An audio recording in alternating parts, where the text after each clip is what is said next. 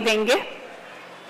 सौरभ निमकर जी ने इससे पहले भी हमारा सेशन लिया था एक, जिसमें उन्होंने बहुत ही सारगर्भित जानकारी दी थी आईटी फील्ड के बारे में।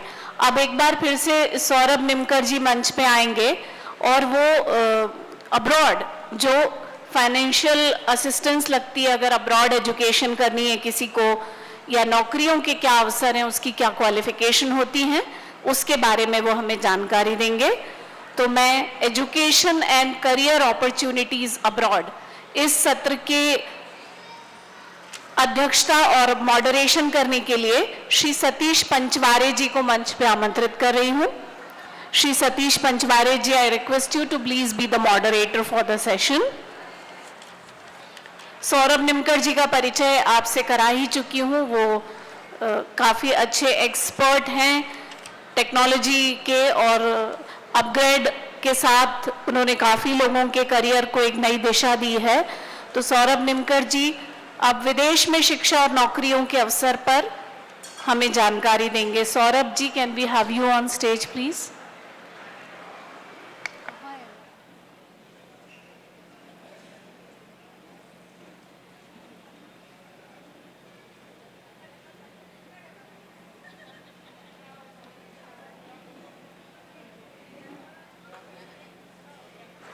सौरभ जी का ये टॉपिक खत्म होने के बाद वाइज अमेरिकन कंसल्टेंट के सीनियर मैनेजर प्रवीण जी, उनके साथ एक इंटरैक्टिव सेशन होगा, और उसके बाद हम चौथा सेशन जो है उसमें अनुभा मानेश्वर सोशल एंटरप्रेन्योरशिप पर, श्री आर.बी. सिंगंधुपे जी एग्रीप्रेन्योरशिप पर, श्री दिनेश कुमार पंचेश्वर जी एग्रीकल्चरल एजुकेशन के बारे में, और दूसरी फील्ड्स के बारे में Shri Naresh Jambre ji pharmaceutical, Shri Suresh Marathe ji IT diploma students gulf countries opportunities, Shrimati Dolly Mane Matre commerce के स्टूडेंट्स के लिए, और लास्ट सेशन होगा जो खाड़ी देशों में डिप्लोमा स्टूडेंट्स के लिए नौकरी की गुंजाइश है। इन सभी पर हम अब जानकारी प्राप्त करेंगे।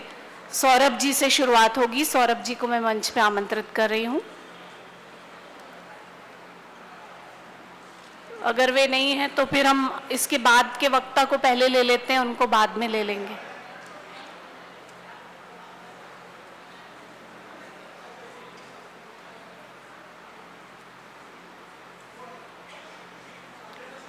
सौरभ निमकर जी, वैसे हमने सौरभ जी के लिए 40 मिनट का टाइम डिसाइड किया था, बट क्योंकि हम लेट चल रहे हैं तो मैं उनसे रिक्वेस्ट करूंगी कि वो थोड़ा ब्रीफली इस बारे में बताएंगे।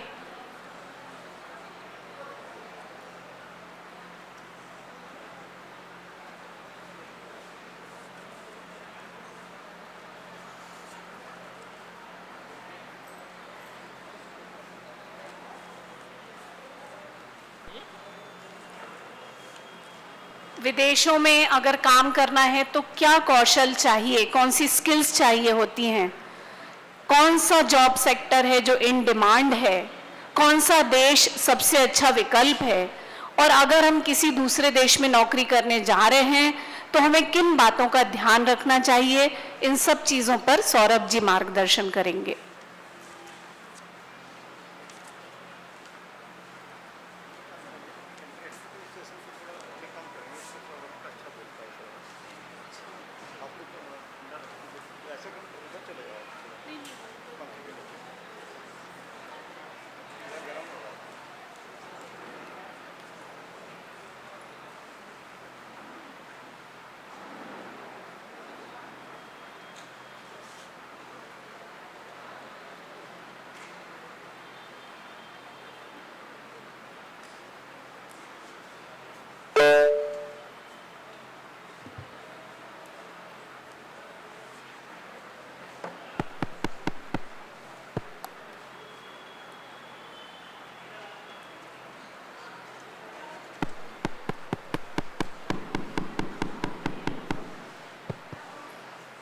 यस, हाय, गुड आफ्टरनून। मॉर्निंग सेशन में हमारा एक इंट्रोडक्शन हो चुका है रिगार्डिंग द एंटरप्रेन्योरशिप। अभी हम थोड़ा सा अब तक देश के अंदर तक सोच रहे थे, अभी देश के बाहर का थोड़ा सा सोचेंगे for the overseas education. So let me introduce my self. जैसे मॉर्निंग में जो लोग थे उनके साथ तो पहला सेशन हो चुका है. My self doctor Saurabh Nimkar. My company name is Innovatic solutions private limited. We are taking care for the end-to-end solutions for the education in India as well as abroad. उसी के साथ एनोवेटिक सॉल्यूशंस प्राइवेट लिमिटेड के पास upGrad की central India की franchisee है.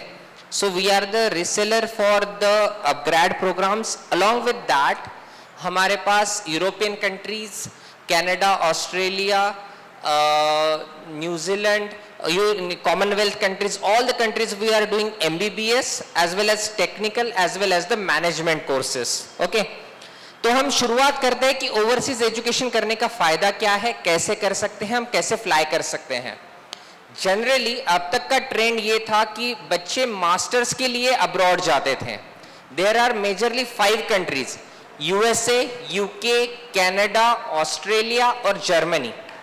USA, UK, Canada, Australia and Germany, ये 5 countries है जहां पे मैक्सिमम स्टूडेंट्स जाते हैं. राइट? क्यों? USA, UK, कनाडा और ऑस्ट्रेलिया ये इंग्लिश स्पीकिंग कंट्रीज हैं. You don't have to learn the other language other than English to enter into those countries. लेकिन यूरोपियन कंट्रीज में जाने के लिए एटलीस्ट जाने के लिए बैरियर नहीं है, लेकिन आपको अगर परमानेंट रेसिडेंटशिप में जाना है, PR चाहिए, तो you should be knowing the local language. जैसे जर्मनी में जाना है तो आपको जर्मन सीखना पड़ेगा, फ्रेंच में ना जाना है तो आपको फिनिश सीखना पड़ेगा. तो एक रफ आइडिया बता देता हूं कि किन लोगों को ओवरसीज जाना चाहिए और कैसे जाना चाहिए. जैसे मैंने कहा कि अगर मास्टर्स के लिए जाते हैं तो मास्टर्स बहुत सारे यूके में 1 साल का होता है, बाकी मेजरली कंट्रीज में 12 मंथ्स टू 2 इयर्स, 12 महीने से लेकर 24 महीने तक का मास्टर्स होता है. मास्टर्स में मोस्ट पॉपुलर कोर्सेस हैं MBA, masters in business administration. उसके बाद MIM, MS होता है मास्टर इन साइंस. जैसे अपने यहाँ पे BCom के बाद MCom होता है, BCA के बाद MCA होता है, BSc के बाद MSc होता है. वैसे अब्रॉड में there is a common term called as MS. Right? उसके बाद MS in finance, MS in accounting, MS in mechanical, MS in electrical, ऐसे टर्मिनोलॉजीज होते हैं. तो मैं 4 सवाल बताता हूं. इन 4 सवालों के अगर आप आंसर लिख लेते हो तो आपको पता चल जाएगा कि मुझे किस कंट्री में, किस यूनिवर्सिटी में, किस कोर्स के लिए जाना है. पहला सवाल, how much wages I want to earn. मुझे कितनी सैलरी अर्न करनी है. अगर मैं बाहर के देश में जा रहा हूं तो मेरी सैलरी क्या होनी चाहिए. Second thing, am I willing to get a PR यानी परमानेंट रेसिडेंटशिप. क्या मैं उस कंट्री में जाके पढ़ाई करने के बाद मुझे परमानेंट रेसिडेंटशिप के लिए देख रहा हूं. Second thing. Third, how much time I would like to invest. मुझे कितना टाइम देना है इस बैचलर्स या मास्टर्स के लिए. And fourth and most important is how much money I would like to invest. मुझे कितना पैसा डालना है. राइट? अगर USA, UK और ऑस्ट्रेलिया की बात करता हूं तो जनरली हम कैलकुलेट करते हैं कि सबसे इंपॉर्टेंट फैक्टर होता है कि अगर मैं बाहर पढ़ने के लिए जा रहा हूं तो बजट कितना लगेगा. तो एक रफ बजट बता देता हूं. 2 तरीके के खर्चे होते हैं. एक होता है ट्यूशन फीस जो हम पे करते हैं यूनिवर्सिटी को. दूसरा होता है लिविंग एक्सपेंडिचर. लिविंग एक्सपेंडिचर में क्या आता है, आपका वहां पे रहना, रेंट, खाना, इंश्योरेंस, लोकल ट्रैवलिंग और वहां का जो लोकल फैसिलिटीज प्रोवाइड करने के लिए. ये 2 मेजर खर्चे होते हैं. ये दोनों मिला के मैं आपको एक रफ फिगर बताऊंगा. 1 साल का ट्यूशन फीस और लिविंग एक्सपेंडिचर मिला के USA, UK एंड ऑस्ट्रेलिया का खर्चा 22 से लेके 42 lakh rupees, 22 to 42, 45 lakh rupees per year. Canada का 17 से 24 लाख रुपए पर ईयर. यूरोपियन कंट्रीज का, यूरोपियन कंट्रीज यानी क्या, जर्मनी, फ्रांस, फिनलैंड, आयरलैंड, ये सारी यहाँ पे 8 लाख से लेके 18 लाख रुपए पर ईयर. अगर मैं बैचलर्स के लिए जाता हूँ, BBA, BCA, these are most of the countries have these degrees as 3 year और मेजर कंट्रीज में ये 4 साल की डिग्री है, तो मैं कैलकुलेट कैसे करूंगा मेरा खर्चा कि 1 साल का मेरा tuition fees and living expenditure कितना है, मल्टीप्लाइड बाय 3 साल मल्टीप्लाइड बाय 4 साल। अब ये मेरा कंप्लीट खर्चा हो गया। लेकिन क्या मुझे एक साथ इतना पैसा पे करना है? नहीं। मैं एक एग्जाम्पल के तौर पे बताता हूं। अगर मैं जर्मनी में एमबीए करने जाता हूं, जर्मनी में 2 साल का एमबीए है, राइट। अगर मैं फर्स्ट ईयर स्टार्ट करता हूं तो मुझे फर्स्ट ईयर का वहां पे ब्लॉक अकाउंट निकालना पड़ता है लिविंग एक्सपेंडिचर का। वो 11,208 यूरोज के करीब होता है। 11,208 यूरोज आईएनआर में होता है 10.5 से 11.25 लाख रुपए। 10.5 से 11.25 लाख रुपए मैं ब्लॉक अकाउंट में रखूंगा और ट्यूशन फीस मैं पे कर सकता हूं या ट्यूशन फीस मैं वहां पे जाने के बाद पार्ट टाइम से भी पे कर सकता हूं। मतलब मैं सिर्फ ब्लॉक अकाउंट निकाल के भी, फर्स्ट ईयर का ब्लॉक अकाउंट निकाल के भी मैं डायरेक्टली वहां पे जा सकता हूं। समझ में आ गया? Right. It is the cheapest way, it is the cheapest way जिससे हम वहां पे जा सकते हैं, राइट। अब वहां पे ट्यूशन फीस और कॉस्ट ऑफ लिविंग आपने फर्स्ट ईयर का मैनेज कर लिया। पार्ट टाइम में आप 20 घंटे पर आवर काम कर सकते हो, 20 आवर्स पर वीक आप काम कर सकते हो जब आपका एकेडमिक सेशन रन हो रहा है। और जब 2 एकेडमिक सेशन के बीच में गैप होता है तब आप 40 घंटे पर वीक के हिसाब से काम करते हो और वहां पे आपको सैलरी पर आवर के हिसाब से दी जाएगी। तो आपको अगर यूरोपियन कंट्रीज में बात करता हूं तो 12 से लेके 16 यूरोज पर आवर आपको वेजेस मिलेंगे।